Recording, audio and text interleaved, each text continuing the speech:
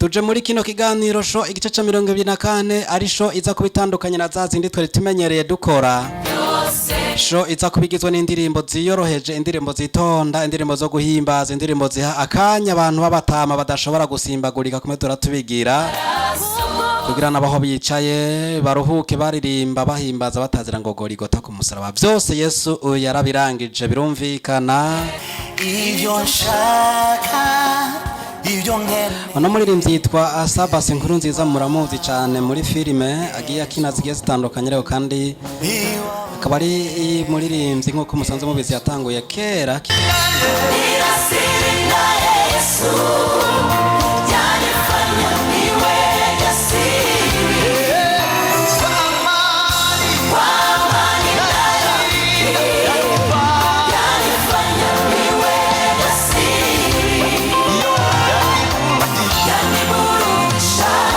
Tarisisi Hope Ministry TV ni umuryango washinzwe ugamije gufasha abakene, imfubyi n'abapfakazi batagira kirengera, abana baba mwibarabara, abasangwa butaka, abarwariye mu bitaro ndetse n'imfungwa. Nawe nimba hari umusanzu wifuza gutanga, duhamagare cyangwa utwandikire kuri izo nimero ziri kuri screen.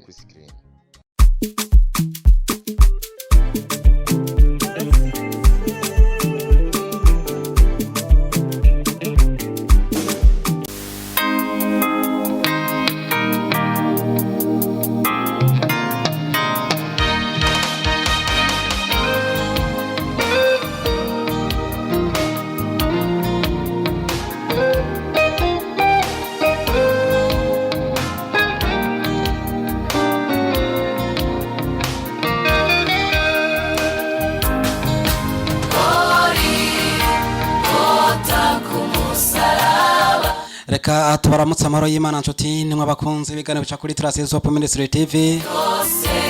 Tubaye nikaze muri show y'uno munsi igice ca 24 tubibutsa ko kuri micro mukiri kumwe na Jonyana ni Protector King we canke mwite Mr Poro.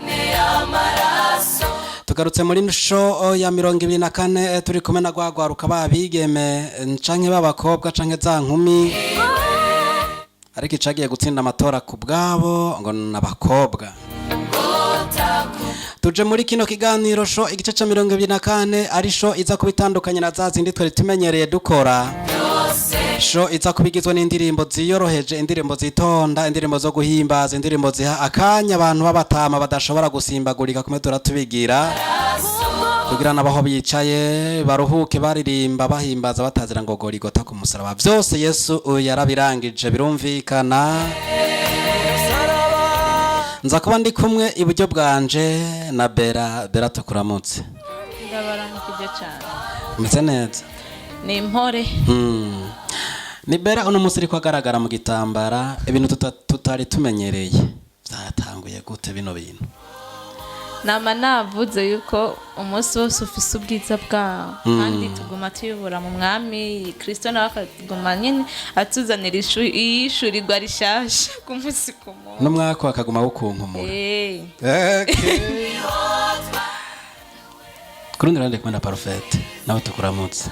Murakoze cyane. Eko Parfait aka microphone karakwankiye ntiwegera. Mu bisanzwe bisurugiro nini ndibaza ko banyumvira. Nawe turagwaye kaze muri kino kiganiro. Murakoze cyane. Kuruhande rw'ibubafu bwanje ndi kumwe n'abakobwa babiri umenga babivuganye baraberewe cyane kandi bambaye ibintu bisa. Umwe muramuzi ni Maîtresse Kaboro alias Kanyugunyugu aherutse kuryungukana ryo reka tumuramutse. Amahoro cyane. Umeze neza nawe? Ndashima Imana. Uraberewe sana. Mwarimu abivuganya canke mwavyisanze mwe mwese uko nyene? Ni Mwuka Wera yabikoze. Sawa. Tatubaze Safi mwaramutse. Yego twaramutse. Umeze neza nawe? Yego. Nawe ni Mwuka Wera canke mwarabivuganye murabiduhisha kugira natwe ntituze kwambara nkamwe ngo muhavugara Oya. Nawe ni Mwuka Wera yabiguhishuriye? Sinzi ngene vyagenze uno munsi. Namusi vraiment abakunzi ba Tarisisi Hope Ministry TV muze kuraba kantu mu baremera kuko urumva barahuje mu basorore na 5000 basi. Nuko rero nabatuza kuba turi kumwe muri no show iza kubigizwe n'indirimbo ziyoroheje aho duha kajyo abantu babatamana tukabayiteka ryabo kubera babona bijya byo gusimba batabishoboye aca bicara bakaririmbana natwe zino ndirimbo ziyoroheje twinjira neza na neza n'ino ndirimbo ivuga ngo Goligota ku musaraba byose Yesu yarabikoze. Twagiye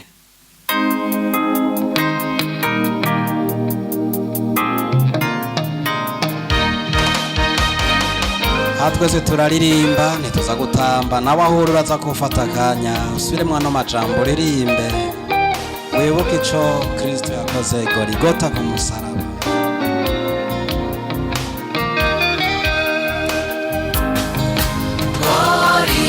Goligota ku musaraba Yesu byose yarabikoze.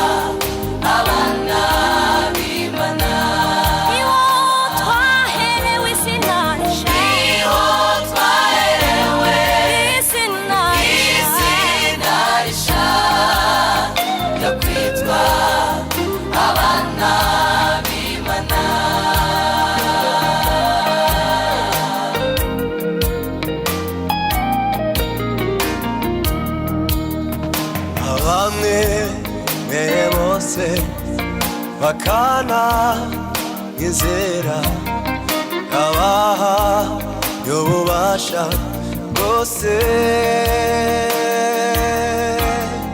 bwo kwitwa abana Imana, bwo kwitwa abana Imana.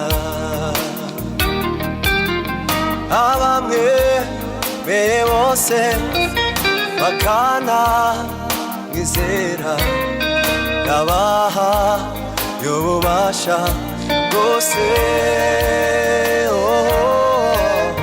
bwo kwitwa abana Imana.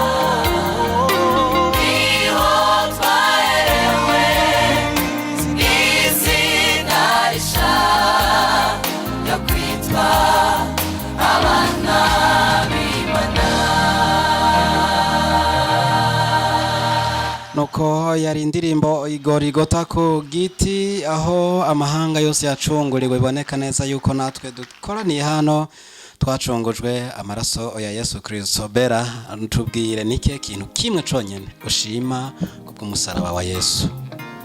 ndashima kubwo kwitanga k'umwami wacu kwiyatitanga none gashahu izirya numa batabakerera mu kugira baharigwe nayo nari kuronka twari kuyikura. Asante sana. Perfect. Nike kintu nawe ushima umusaraba wa Yesu wagukoreye?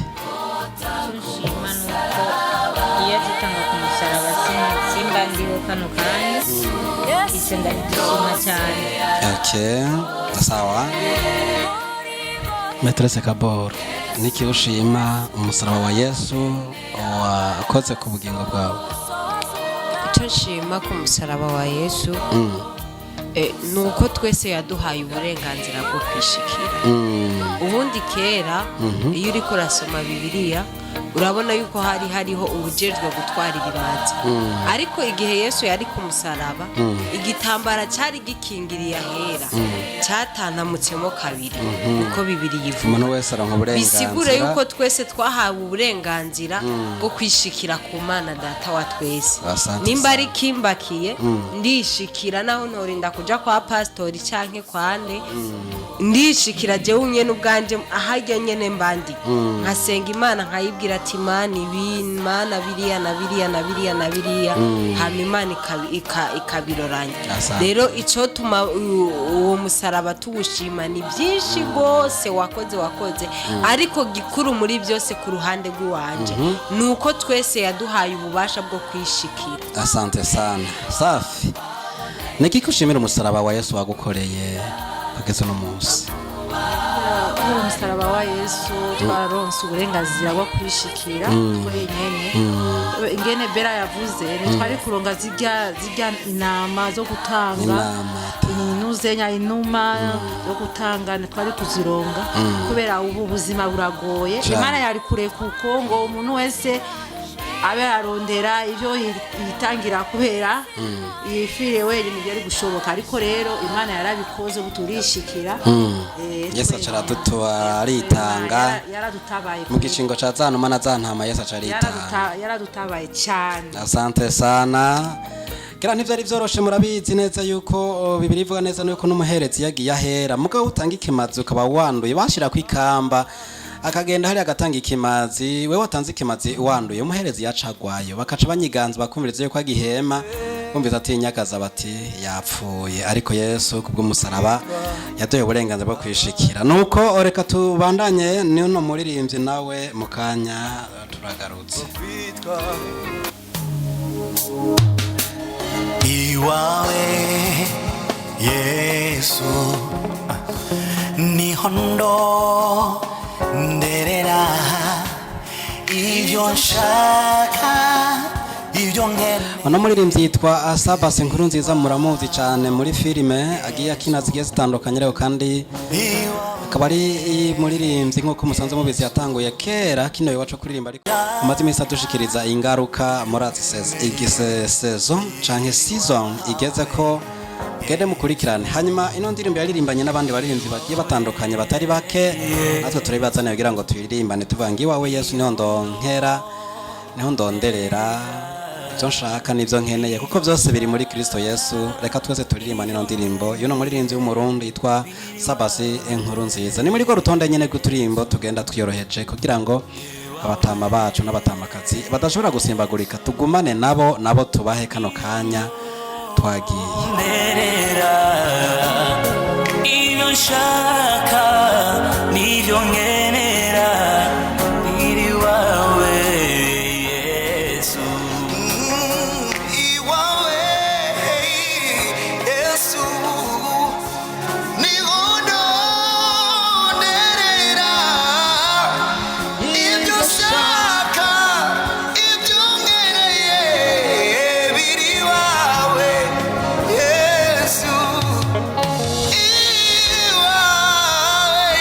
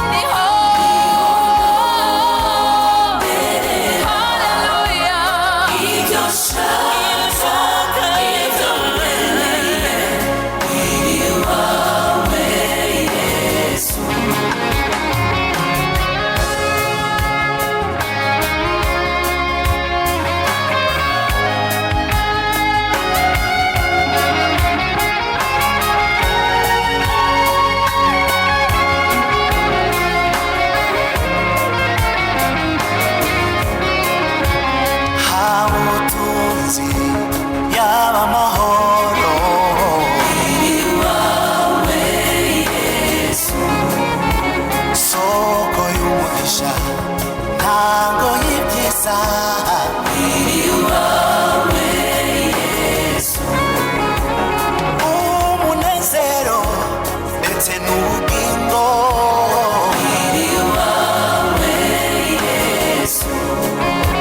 ubwiza imbabazi ndetse n'ukuramba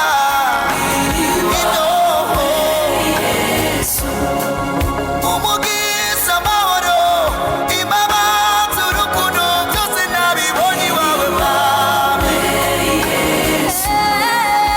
ubuzima busagutse ibyishimo n'amahoro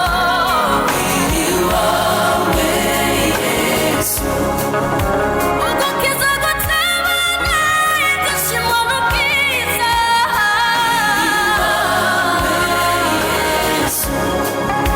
icyo mvuga ibyizigiro umunezero n'ibyishimo biri wowe Yesu Mwami wacu byose biri wawe ntaco nakuranye yari uno muririmbyi Sabasi inkuru nziza ayifadikarije n'abandi baririmbyi batari bake bari bagize umugwi bita itara ry'umuririmbyi ariko uwo mugwi n'uno munsi turaca baza wagiye he ko ibikorwa vyari vyiza bagiye he nibuka indirimbo hamwe n'umugwi jiti bibaririmbye yitwa ngo barihe rero turabakeneye mugaruke mu itara ry'umuririmbyi duhimbaze tutazire nuko indirimbo iwawe Yesu ariko kandi tugaruke kuri Safi iwawe Yesu muririmbyi ravuze ngo niho ndonderera ibyo nshaka n'ibyo nkeneye nawe ni kuvyumva canke hari handi umva kuye kubironderera yani hajya nyene kwa Yesu ibintu vyose ivyo nkeneye vyose biri hariya kwa Yesu Madrasa Kaboro nawe niko bimeze ya niko bimeze nibaza ko n'abandi bose ariko bimeze kuko ibyo dukenera byose tubisaba Imana Bibiliya nivuga umuririmbyi niwe yabivuze aravuga ngo ibyo mukeneye byose mubimenyesha Imana mu gusenga no mu kwinginga ifatanije no gukengurura asante sana nukuvuga yuko ibintu byose rero dukeneye dusenga Imana iyo dusenze Imana byose biri kuriwe nimba ari amafaranga arayafise nimba ari urubyaro ararufise nimba ari buri kimwe cyose dukenera mu buzima biva ku Mana asante sana parfait nawe birondera muri Kotebu canke kwa Siyoni canke kuri Yesu ndabirondera muri Yesu kuko nk'akarero nk'ababyeyi hari ibintu bashobora kuguha bidakwiye muga hari ibyo Imana ishobora kuguha ababyeyi bawe badashobora kuguha cyo gutuma byose biri muri Yesu kuko ababyeyi bawe ntibashobora kuguha umugabo mwiza cyangwa urugo rwiza muga bishobozwa n'Imana ariko muri Yesu bariyo umugabo wa bien umugore wa bien neza cyane asante sana ariko kuri Kotebu ntawo uwo murongo okay bera nawe no kuvyumva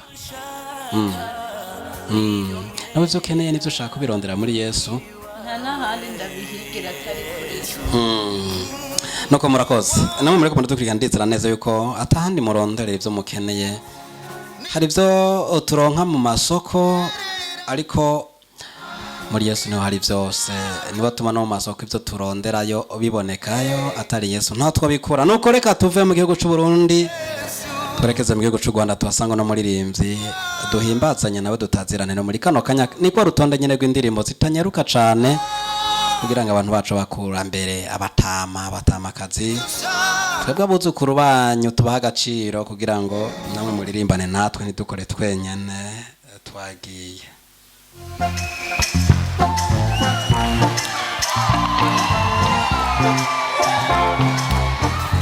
no muririmbyi Israel Mbonye mu gihugu cy'u Rwanda amaze gukora ibitaramo byinshi afite indirimbo nyinshi amaze kujabuka mu bihugu bigiye bitandukanye avuga ati ni Nasiri naye Yesu indirimbo ubona neza ko yanditse amateka natwe twayikuzanye kugira ngo turirimbane ino ndirimbo ko hari ibanga dufitaniye na Yesu nawe ndazi ko hari ibanga ufitaniye nawe ni Israel Mbonye turirimbane ino ndirimbo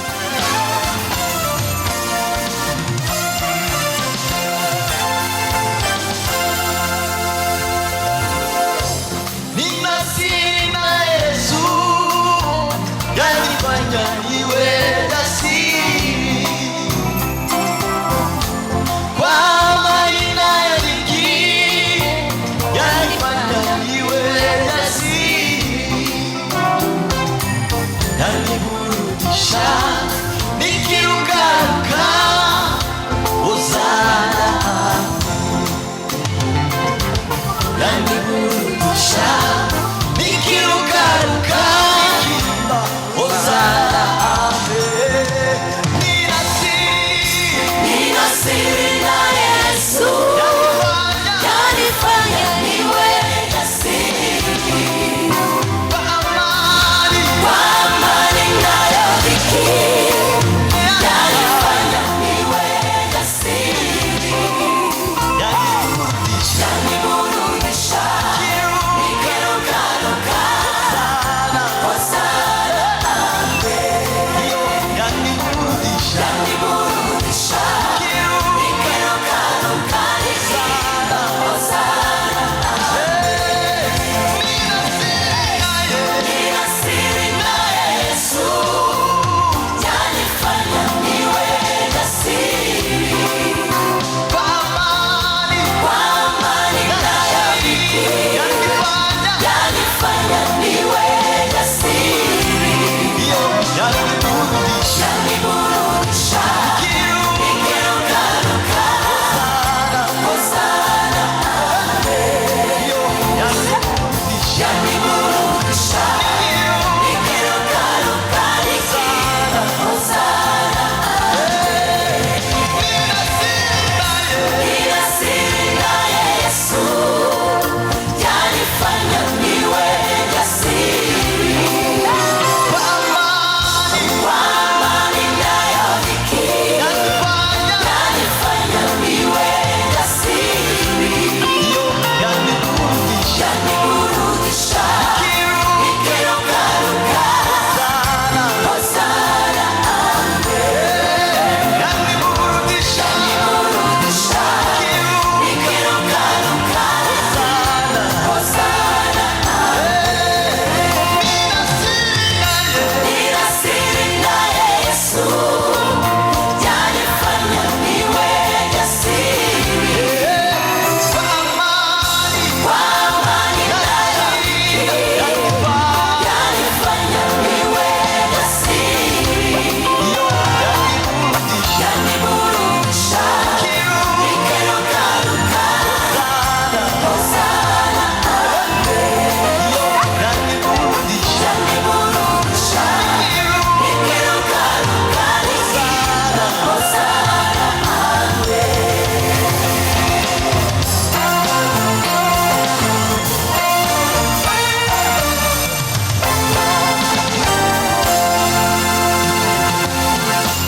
mwambie wanaolia wakiteswa na malimwengu,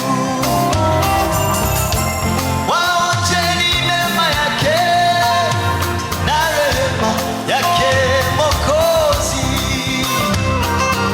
Watafunguliwa, watawekwa huru. Hosana ame. nk'uko twari twababwiye mu kanya gaheze yo n'umuririmbyi Israel Mbonyi benshi muramuzi mu gihugu cy'u Rwanda, ariko akaba amaze gukora ibikorwa byinshi bitaramo bigiye bitandukanye, kandi akaba ari n'umuririmbyi akunzwe cyane mu bihugu vya Afrika ndetse n'Uburayi. N'umuririmbyi mbe bugera amaze kuza mu Burundi pera niyo wari oya sinagiye gusa ndazikore ariko nawe hari banga ufitaniye na Yesu yobura ntumbarire ritumenye ne wumva uhagarara ushize amanga iyo batanye kwa Mungu sindi mugabo kubera rihari rirankomeza iyo ndanavyibagiye nkaca nsubira kuvyibuka nca numva ndemurutse nca numva nsubiye kandi guhumura. Okay, parfait. Nawe hari banga ufitaniye na Yesu canke niwe ufitaniye na ntuzeye gusa na ntuzenye? hari banga mfitaniye na Yesu. Yego sha ritumenye ne wumva ushize amanga ukamukorera mugura cokozana ntuzeye andekwe yanyene uco hashira izina wigombeye ntacyo prote turakingiwe ampo. Okay, ego nuko iryo zina nawe reka kurirata riduha umunezero riduha amahoro riduha byose dukeneye. Ego kandi mufitaniye ibanga rikomeye kumbure utona tubwira twebwe. Ego Asante sana Maîtresse Kaboro, nawe Yesu hari banga mufitaniye rituma wumva uhagarara ushize amanga? none gyobura That's sinibatse je nagire ifitanya ntuzeye gusa ya umuririmbyi Yarine Gahongayire niwe yavuze ngo nzokubitsa ibanga ryanje mwami wanje kuko wewe ntiwonyumvira ubusa kandi ntana kandi ntugenda ngo hari yagugiye kuvyararaza kuko we ndafise kuza nkakubwira iby'iwanje agasokerekana kati ndafise agakuru kamwe nawe ubonye umugenzi wawe waje ngo hewe ngo Genevieve yambwiye ibi nibi ngo mugabo yarambujije kubivuga ngo ntubivuge urumva kubera iki kubera uri umwana nawe akacagenda akabwira uwundi ati nakayambwiye ibintu tubivuga ngo prote yambujije ukatugenda kwa Sara kandi nkuri karari ko igihugu cyose ngo hewe ngo ntubivuge ngo yambujije urumva bisigura iki kuwo abantu twese tuba dukwiye kubitsa ibanga tubitsa Imana yo mwijuru niyitidoga ngo urumva ngo ko dushwanye ngo nari ndamufitiye amabanga menshi ngo ndabivuze ngo reka ndabivuge byose ngo amaramari ariko Imana naho woyishavuza gute nta mabanga yawe izoza kuvuga nta biki ahubwo wewe nyene niwe uzokwikosora ukagenda ukabwira Imana mbabarira nakosheje nagize iki hanyuma amabanga yawe mukayamenya namwe n'Imana yawe. Asante sana, aho niho imani itandukaniye n'abantu. Safi. Unasiri inaye Yesu wewe? Au unasiri na fulani ule jamana ni sikumbuki jina, utanikumbusha? Hakuna eh? Unasiri naye Yesu tu. Naye Yesu tu. Asante sana.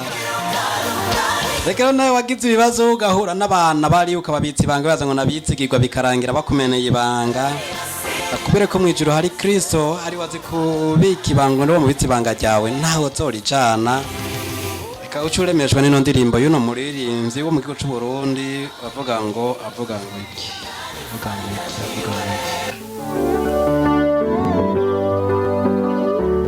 Numunjira kubera ngo humura mwana wanje ivyivuga byose ndavyumva ubu ni Yesu aguhumuriza avuga ati nibwo bagutarabi bakugize uko bakagwira kuriya bakabona ko mwe ntaco maze ariko humura mwana wanje ivyivuga byose je ndavyumva nibwo abana baba batakumva mwijuru duvise Yesu tuvuga akatwumva adusangire no ndirimbo n'umuririmbo byose ndabyumva kandi mbere kubimbwira baramaze kubimenya kandi utegura nibyo byose bikugose kuko nduwiteka Imana yawe baramaze kugutabara umura mwana wanjye ibyo uvuga byose ndabyumva kandi mbere yo kubimbwira baramaze kubimenya kandi uteka ubwoba ibyo byose bikugose kuko nduwiteka Imana yawe manuwe no kugutabara.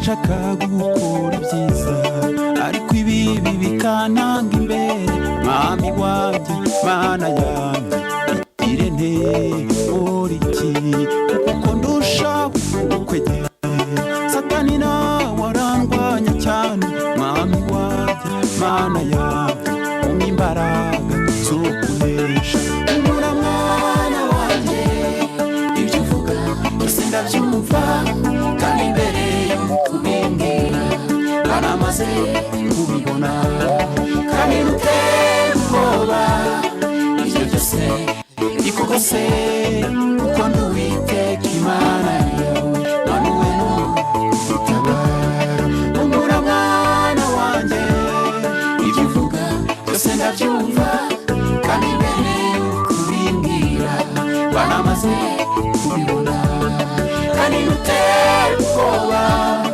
ibyo byose bikugose kuko nduwiteka Imana yawe manuwe no kugutabara.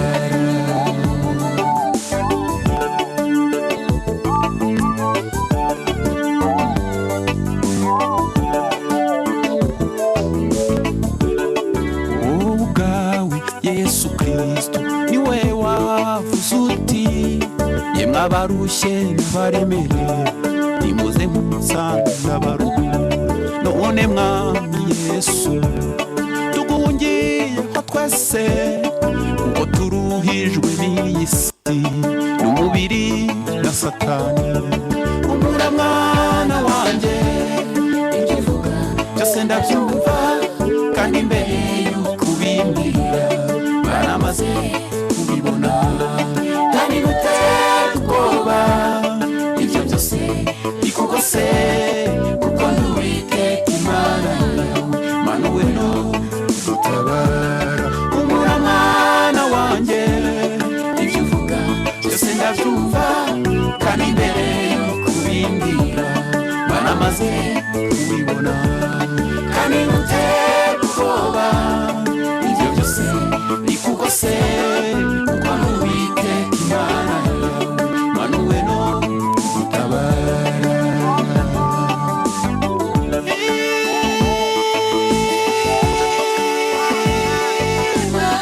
humura mwana wanje ivyo uvuga byose ndavyumva kandi imbere yo kubimbira namaze no kubibona canke kubimenya ntutebwe ubwoba n'ivyo byose unabigukikuje canke biguhanamiye kuko Imana ari Uwiteka Imana yawe amanuwe no kugutabara.